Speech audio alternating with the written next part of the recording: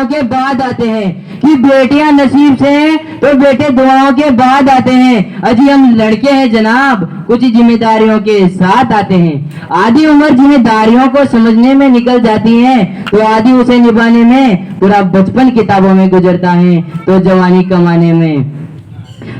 कभी बेटा तो कभी बाप का फर्ज निभाना पड़ता है, कभी खाने के लिए नखरे होते हैं तो कभी खाली पेट भी चलाना पड़ता है।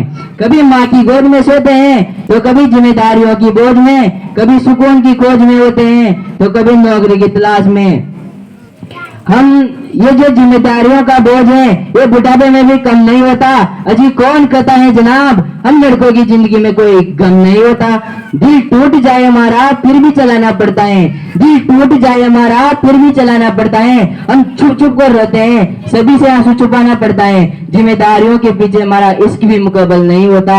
अजी कौन कहता है जनाब हम लड़कों की जिंदगी में कोई गम नहीं होता। अजी कौन कहता है जनाब हम लड़कों की जिंदगी में कोई गम नहीं होता। घुट घुट कर जीते हैं असली मुस्कुराने का भी दिल नहीं होता।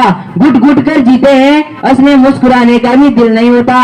अजी कौन कहता है जनाब हम लड़कों की जिंदगी में कोई गम नहीं होता। अजी कौन कहता है जनाब हम लड़कों की जिंदगी में कोई गम नहीं होता। धन्यवाद।